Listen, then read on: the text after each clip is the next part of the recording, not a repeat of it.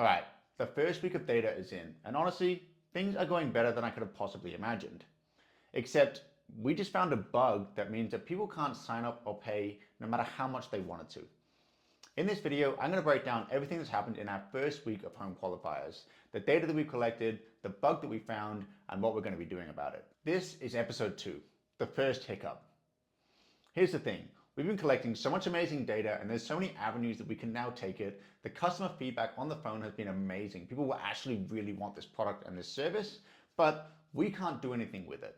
The bug that we found means that it makes no sense to make any changes until we actually fix what's going on to see whether things are not working because of the bug or whether they're not working because of something else. So I'm a little frustrated right now because I have to basically sit back and do nothing for a week and just get the bug fixed and let us collect another week of data and see how it compares. So let me break down what happened this week. Last week, I explained that there was 2 funnels we were going to be testing against each other. One of them was an image ad to an educational webinar, and the other one was a direct offer video ad to a direct offer VSL. And the results were pretty clear off the bat.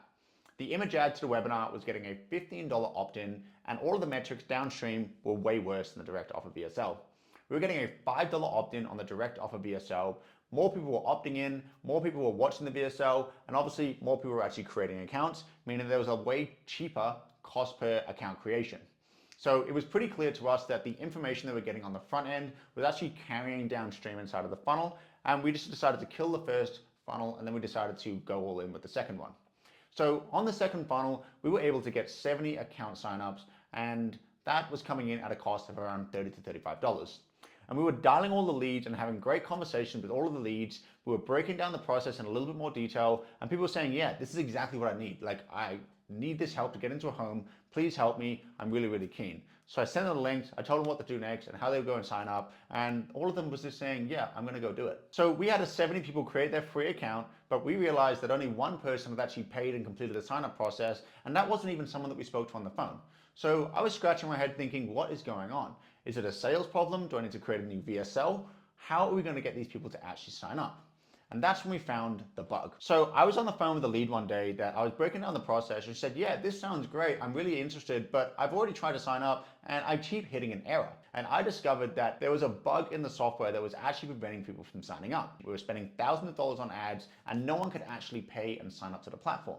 So no matter how much people wanted this offer, even if people wanted to pay us, they couldn't even do it.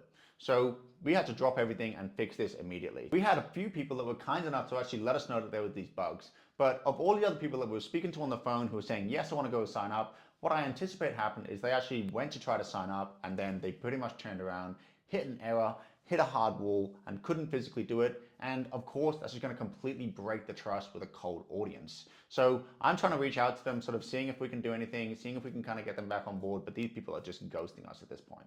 So I figured that this is what we need to do next. We need to pause any iterations of anything that we need to do until these bugs are fixed. And then we need to run everything for another 7 days exactly as is without changing a single thing and see if it was the bug that's the problem or if it's the funnel that's the problem.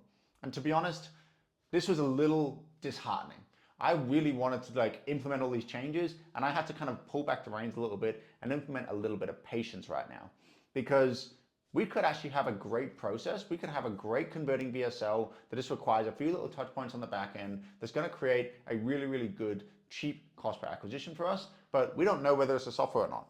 So we have to just fix the bugs, fix the process is what our team is doing right now, and then we have to let things run for another week and just sort of see what happens. What I'm also going to be doing in this meantime is I'm going to try to basically break the software from any possible angle with my QAs. The mistake I made here was I just tried to tested it in the most perfect, most optimal way possible, but now I need to go back and I need to basically try to break it and try to basically act like I have no idea how the software works and then sort of see if I can make every mistake possible and still be able to pay and still be able to sign up. One of those things where I feel like it's one step backwards that's going to allow us to take 2 steps forwards in the future, but that's just where we're at right now. Now, in terms of where we're at with AI, there's really not a whole lot that I've been doing that's new with AI. Obviously, we've been deep in the launch and collecting the data, but here's something that I did want to share. I have recently moved away from ChatGPT and I've been moving over to Claude. I don't know if you've noticed this, but ChatGPT is becoming a bit of a yes man, and it just kind of agrees with everything that I say.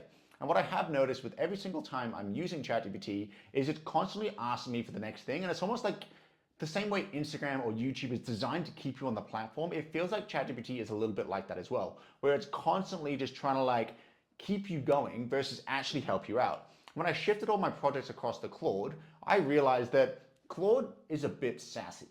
And it will literally tell you, don't keep working on this, don't do anything else until you fix this problem or you actually make this move. Whereas ChatGPT will just keep allowing you to kind of work. And sometimes with ChatGPT, it'll give you like 6 to 9 months worth of work because it just wants to keep you moving forward. And you're sometimes thinking, oh, this is great. I'm just going to keep talking about all of these different things. And like, we're going to build out this like super plan together. And then you realize you don't actually get anything done. What I've noticed with Claude is I moved all my projects over and I started using that instead.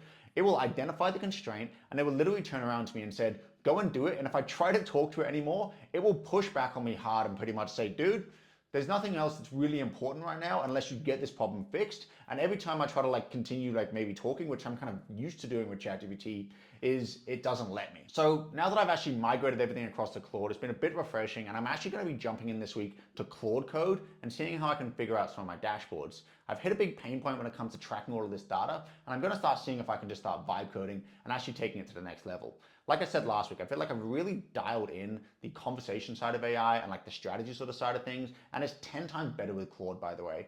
But when it comes to actually getting more utility out of it, that's the sort of the next step that I want to take. So I'm going to see if I can take my tracking sheets and turn it into a custom dashboard, and that's going to be step one. So I'll show you how that goes next week.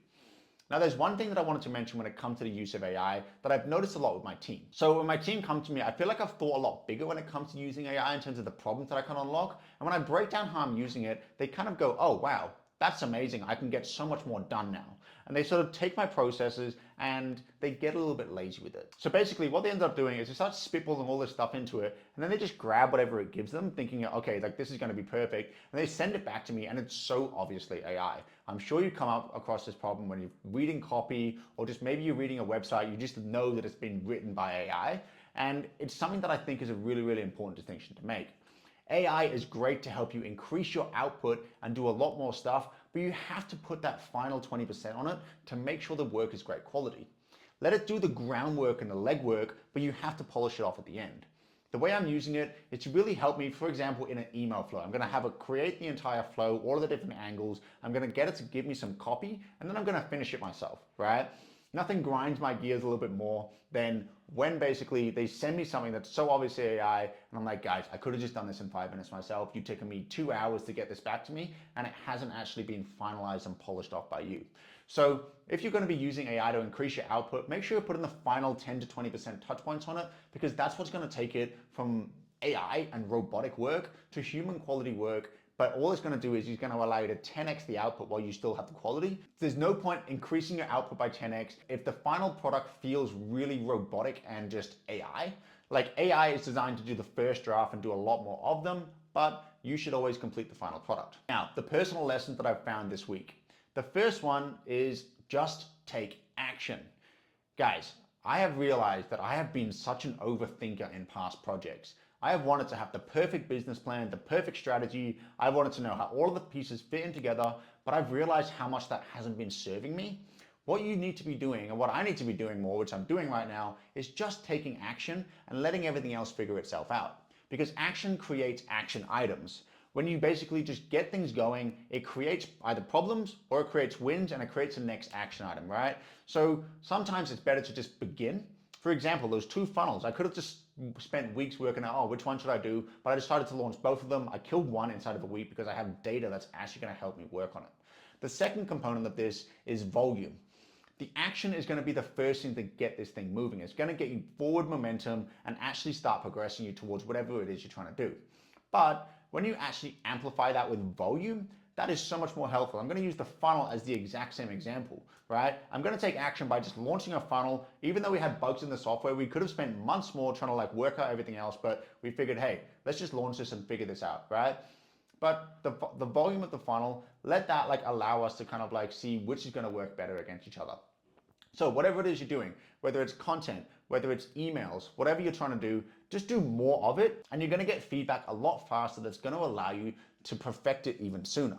So sometimes it's way better to just start and just keep moving and amplify it with volume, because what that's going to do is it's going to give you the results that you want sooner or later, whether it's a win or it's a problem that you encounter that's going to help you get to the win sooner.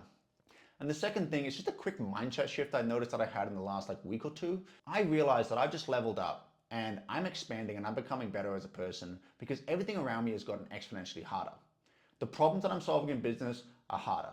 The levels that I'm playing at are bigger and the stakes are higher. The gym that I've just signed up to, I've just moved to a different part of Arizona and the gym is so much harder, right? And I kind of reflected on this because oftentimes when we encounter challenges, we feel like we're going backwards and we feel like we're just struggling so much more.